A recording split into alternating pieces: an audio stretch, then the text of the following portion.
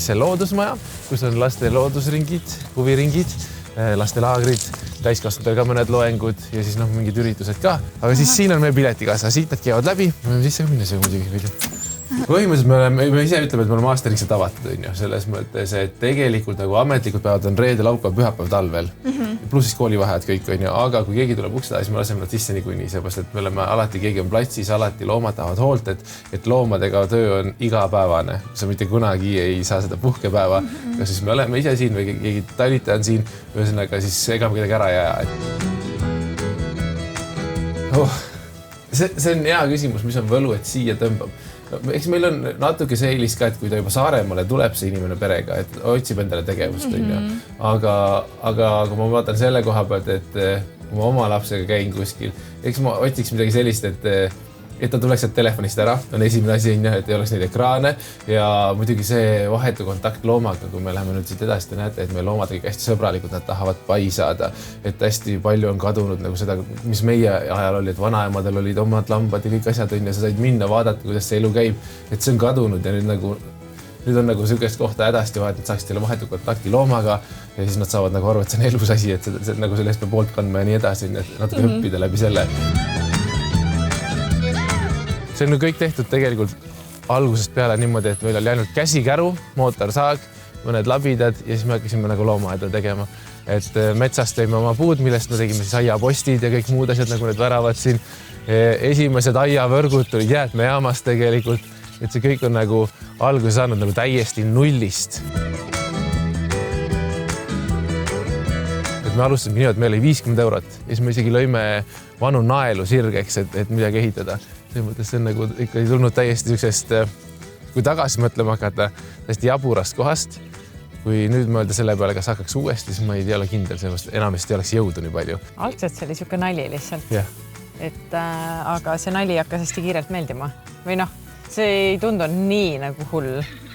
Et Risto mõtles, need paberimajandused on nii rasked ja tüütud asjad võtta. Aga mulle meeldib teha korralik, kui juba teha. See on siis nagu päriselt. Mulle meeldib ehitada ja mulle meeldib luua ja kõik see on ja siis nii tore, et nagu me oleme hästi vastandid üksteisele, siis me toetame tänu sellele üksteist hästi palju. Me on hästi palju tülisid ka selle pärast, me kakleme ka kogu aeg. Aga tänu sellele ongi nagu see, et me täiustame üksteist väga hästi. Üks hea tervik kokku nagu selles mõttes. Eraldiseisvalt väga konfliktne. Et me olime hästi üllatunud, et üldse keegi tuli. Mõtlesime, et see on ainult esimese päeva nagu teema, et rohkem nagu nii ei tule, et ükskõik, et siis lähmegi kahekesi edasi, aga järgmine päev oli täpselt sama moodi. Aga lihtsalt enam ei olnud meil pereabis, vaid olime kahekesi. See oli kahekesi ja siis oligi see, et Mirge helistas mulle mõni taga juba, kui ma sinna tööle pannud, kõik nagu ilus kena ja siis Mirge helistab mulle, kuule tule mulle appi. Ma eeldasin, et mingi väike jama lihtsalt, et äkki elekter läks ära, mis iganes. Tulin siia, vaatasin, järjekord oli niimoodi. Siis ei olnudki seda poehoonet, see midagi on ja see järjekord läks niimoodi väravast välja. Siis ma läksin sinna, ma küsisin, siis appi, mult on juba toitu ka tellitud, ma ei jõua. Ja siis ma olen nagu üleni segun asjad ja siis ma läksin sinna pileti kassasse, ütlesin, tere, mina Risto, ma just tulin sealt, et andeks mulle must, aga kassat ma ka ei oska, aga me proovime kohe ja saame hakkama. Aga me ei osanud nagu arvestada sellega, et inimesed kohe tulevad. Et me mõtlesin, et meil on ikkagi sinna natuke aega. Siin, ma saan aru, on küülikud. Küülikud, jah, täiesti tavaline küülikud. See on see aeg, kuhu saavad siis lapsed sisse minna. Et see mõttes, seal on oma reeglid ja saab sisse minna, istuda, teha pai neile, süüa anda. Võt seal ongi see, et meie pakume seda võimalust loomas, et sa saad piletikassast kaasosta söödatopsi. Sumi, tšau! Tere! Zuma. Ma ei tule su juurde praegu. Zuma on pärit Lätist ühest eraloomast Raptor Spark, selline koht on, kes aretab, kasvatab kiskjaid reaalselt. Aga tema on selline täiesti lutipudeli beebi on ja tema enda ema juures ei ole kasvanud ja sellepärast ta selline sülekiisu on ka, et ta oli meil väga pikalt elas toas, peaaegu terve aasta. Selles mõttes nüüdseks on ta lihtsalt nagu toas hakkab ta lihtsalt nii palav, et ta nüüd sai oma suure ilusa puuri ja nüüd ta on õues rohkem. Et mul on 2 head platvormi, mille peal ma ise ka just eile pikutasin ühe peal, siis kaisutame niimoodi. Et iga päev ikkagi looma juurest läbi selles mõttes. Nad on ikkagi meie loomad ja nad teavad, et nad peavad saama see helluse minutid nagu iga päev kätte. Suumal lihtsalt natuke rohkem vaja, et tal alla 10 minutit. Ta on väga nõudlik. Ja ta alla 10 minuti nagu suumaga ei saa. Tal on vaike seda nunnutamist ja kaisutamist ja siis ta nagu, kui ta ise nagu ära läheb, siis aitab küll, et Zuuma sööb meil enamjaolt metskitse, hirve, metssiga sööb, aga üldiselt ikkagi metslooma selles mõttes või meie enda kasvatatud.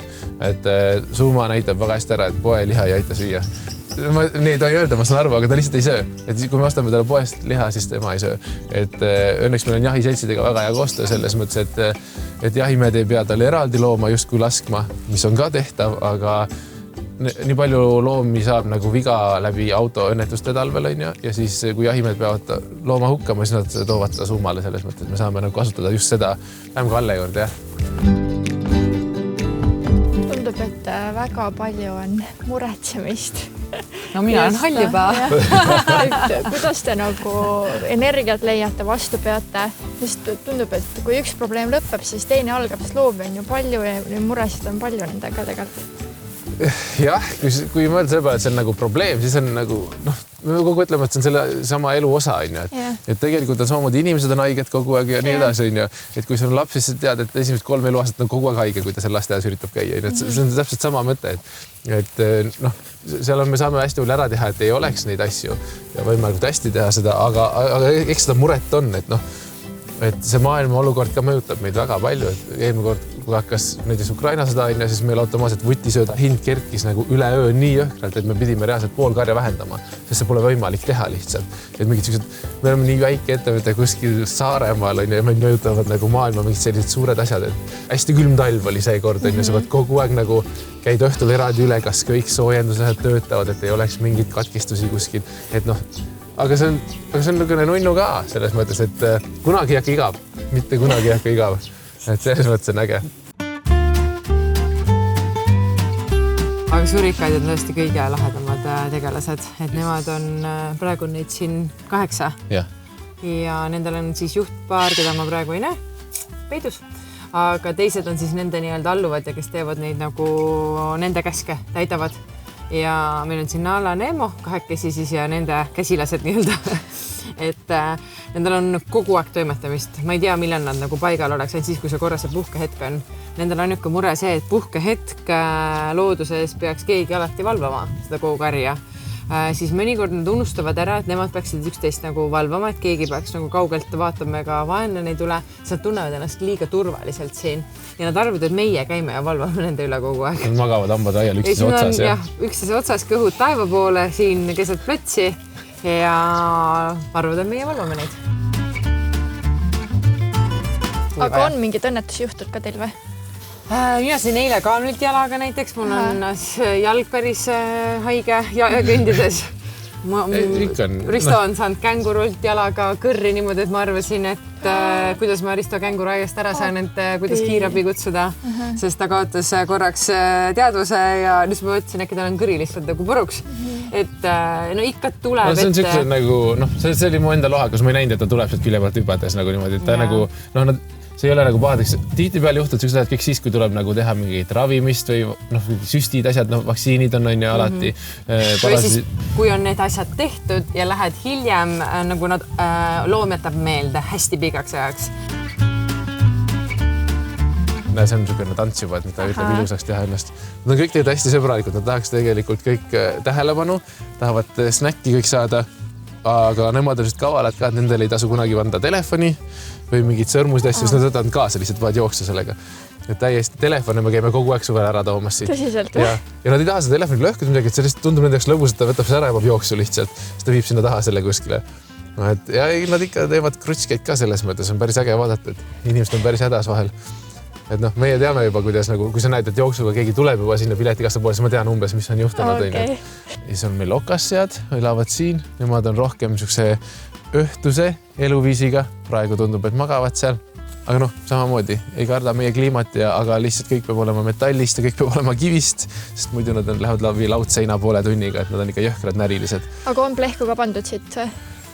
Ei ole, selles mõttes ei ole. Meil on mingid loomad, kes on nagu justkui käivad väljas, meil on polaarrebased olnud niimoodi ja jooksevad meie koerte kool peal ringi ja nad on nagu kõik niisugused, et kui loom saab välja, siis ta on meie kõik nii sõber, ta pigem tuleks tuppa tegelikult, et ta ei taha ära joosta kuskile. Ja et polaarrebased on jooksnud koerte koos ringi sinna siukest asja, aga see on nagu siuke teadlik, on ju. Et aga plehku panemist väga ei ole jah, see mõttes, et kuna ongi, nad ei taha oma kodust minna kuskile ja meil on muidugi piirdeaed ka ümber loomaaia ja turvaaed igaks juhuks. Ja aga see on pigem selle jaoks, et keegi sisse ei saaks, kui see, et välja on ju. Et me peame neid pigem kaitsma nagu meie looduse eest kogu aeg, sest meil on paar korda ilves läbi jalutanud siit loomaaiast, mida me nägime kaamerate pealt ja et õnneks ta jalutas lihtsalt ja vaatas üle, mis siin on, ei teinud midagi kahju. Et aga üldiselt jah, lehku panemist ei ole, on ju.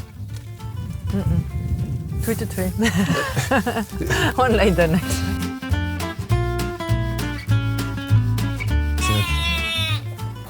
Tule, rahu. Jäälega. Ja, need on vassantilambad, on ju. Vassantilammas on niisugune nii nüüd kääbuslammas, väikest kasvu, aga normaalne vassantilammas on seal. Ehk siis tema on lilliputt kääbuslammas. Et tegelikult peaks olema selline. Enamus on vill muidugi, nad on hästi väiksed ja kerged, aga tema on eriti mini tänu selle, et tal on... Sest ta on harjunud, et kõik nunnutavad, et ta saab midagi. Täiesti jabur tüüp, noh.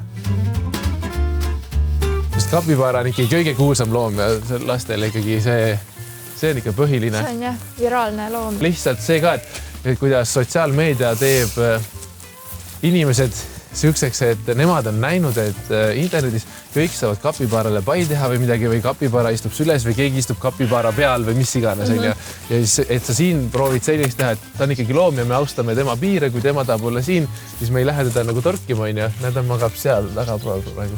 Näen, jah. Et aga tema on näinud internetis, et niimoodi on ja siis tema tahab ka ja nii peab olema. Siis me oleme saanud nii palju mingeid selliseid vihaseid asju, jutte ja kirju, mis iganes, et miks me ei lase siis nagu lapsi nagu seda taga ajama, seda kapibaarat, on ju.